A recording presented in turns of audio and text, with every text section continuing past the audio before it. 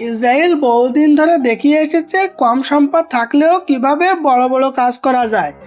দেশটিতে প্রাকৃতিক পানির অভাব, বিশাল অংশ মরুভূমি, তবুও তারা পানির সমস্যার সমাধান করেছে।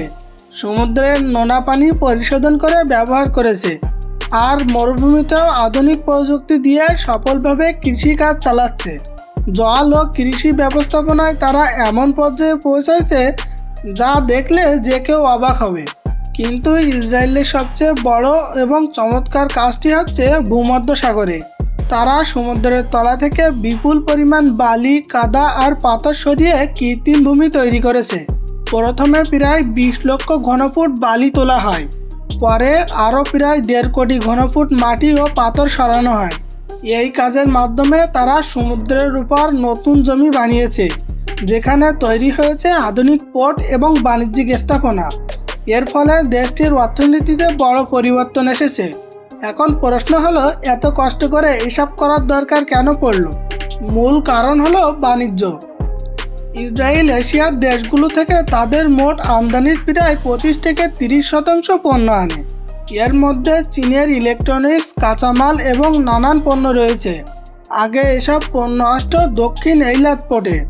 এইলাত পোর্ট লাল সাগরের তীরে হওয়া এশিয়া থেকে আসা জাহাজের জন্য জায়গাটি বেশ সুবিধাজনক ছিল। কিন্তু সময়ের সঙ্গে সঙ্গে জাহাজও বড় হয়েছে।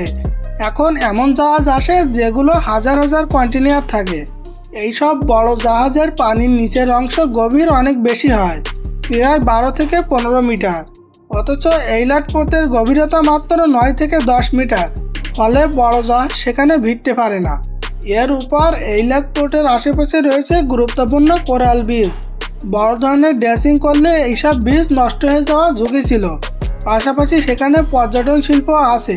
কেউ ছুটি কাটাতে গিয়ে নির্মাণ কাজ আর কাদা পানি দেখতে চায় না। এই কারণে ইসরায়েল সিদ্ধান্ত নেয় বড় জাহাজের জন্য হাইফা পোর্টকে আধুনিক করা হবে।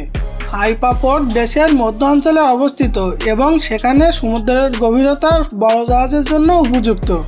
2015 সালে সেখানে বড় আকারে ড্রেজিং কাজ শুরু হয়। সমুদ্রের তলা খুঁড়ে প্রায় 1.5 কোটি ঘনফুট বালি ও কাদা তোলা হয়। এর এক অংশ আশেপাশে ফেলা হয় আর বাকি অংশ ব্যবহার করা হয় কৃত্রিম ভূমি তৈরিতে। এই কৃত্রিম ভূমির ওপর তৈরি করা হয় নতুন একটি আধুনিক টার্মিনাল, যার নাম দেওয়া হয় বে পোর্ট। প্রথমে চারিপাশে শক্ত ধাতব দেয়াল বসানো হয় যাতে পানি ঢুকতে না পারে। এরপর ধাপে ধাপে বালি ভরাট করা হয় এবং ভারী মেশিন দিয়ে শক্ত করে চাপ দেওয়া হয়। ভেতরে পাইপ বসানো হয় যাতে পানি বাইরে বের হয়ে যায় এবং মাটি আরও শক্ত হয়। এরপর তৈরি করা হয় শক্ত ফাউন্ডেশন।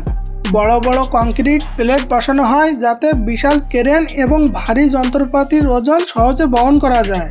তারপর বসানো হয় বিশ্বের অন্যতম বড় ক্রেন, রেল লাইন এবং কন্টেনার রাখার ব্যবস্থা। এখানে এমন সক্রিয় ক্রেনও আছে যেগুলো নিজেরাই কন্টেনার সাজায় ও সরায়।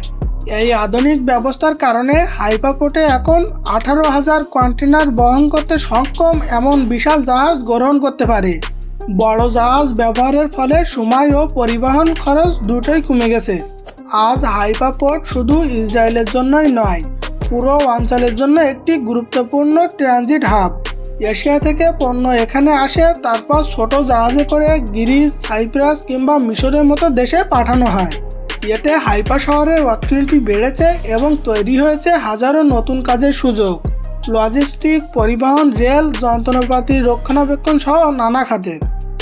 পোর্টের পাশে তৈরি কৃত্রিম ভূমি এবং শক্ত দেয়ালগুলো ঢেউয়ের ক্ষয় থেকে বন্দরকে রক্ষা করছে। এতে পোর্টের গভীরতা বজায় থাকছে। ভবিষ্যতে আরও বড় জাহাজ আসার সুযোগ তৈরি হচ্ছে।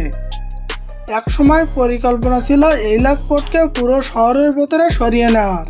এর জন্য 4 কিলোমিটার লম্বা একটি নতুন চ্যানেল বানানোর চিন্তা করা হয়, কিন্তু খরচ অনেক বেশি হয় এবং রাজনৈতিক সমর্থক না থাকায় সেই পরিকল্পনাটি বাতিল হয়। শেষ পর্যন্ত হাইফা পোর্ট হয়ে ওঠে ইসরায়েলের প্রধান আধুনিক বন্দর। এর মাধ্যমে দেশটি এশিয়ার সঙ্গে বাণিজ্য আরও শক্তিশালী অবস্থানে পৌঁছেছে। সব মিলিয়ে বলা যায়, সীমিত সম্পদ ব্যবহার করেও কীভাবে সমুদ্রের তলা খুঁড়ে কৃত্রিম জমি তৈরি করে আধুনিক পোর্ট গড়ে তুলে একটি দেশ নিজের অর্থনীতি ও আন্তর্জাতিক অবস্থানকে শক্ত করতে পারে, ইসরায়েল তার বাস্তব উদাহরণ।